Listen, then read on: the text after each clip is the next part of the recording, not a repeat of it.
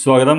സയന ടാരക്കാർഡിലേക്ക് ഹാർദമായ സ്വാഗതം. ഉറങ്ങുന്നതിന് മുമ്പ് ഏഞ്ചൽസ് എന്ത് സന്ദേശമാണ് താങ്കളിലേക്ക് എത്തിക്കുന്നത് നമ്മൾ ചോദിക്കുന്നത്. അത് നമ്മൾ ഉപയോഗിക്കുന്നതും ഏഞ്ചൽ ആൻസേഴ്സ് എന്ന് പറയുന്ന കാർഡുകളാണ്. അപ്പോൾ 3 കാർഡുകൾ എടുത്തുകൊണ്ട് എന്ത് സന്ദേശമാണ് ഏഞ്ചൽസിന് താങ്കളോട് ഇന്ന് പറയാനുള്ളത് എന്നാണ് ഞാൻ ചോദിക്കുന്നത്.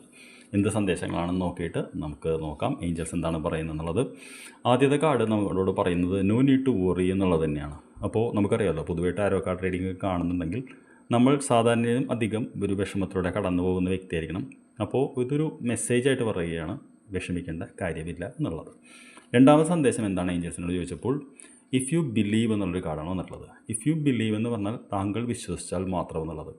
എപ്പോഴും നമുക്കറിയാമല്ലോ, വിശ്വാസം എന്ന് പറയുന്ന വാക്കിന് ഭയങ്കര സ്ട്രോങ് റൂട്ടുണ്ട്. നമ്മുടെ ഉള്ളിൻ്റെ ഉള്ളിൽ അവിശ്വാസം ഏതെങ്കിലും കാര്യത്തിൽ വന്നു കഴിഞ്ഞാൽ നമുക്കൊരിക്കലും അത് അട്രാക്ട് ചെയ്യാൻ പറ്റില്ല. അതുകൊണ്ട് തീർച്ചയായിട്ടും താങ്കൾ എന്താണോ നേടണമെന്ന് ആഗ്രഹിക്കുന്നത് അതിൽ ഉറച്ച് വിശ്വസിക്കാനാണ് പറയുന്നത്.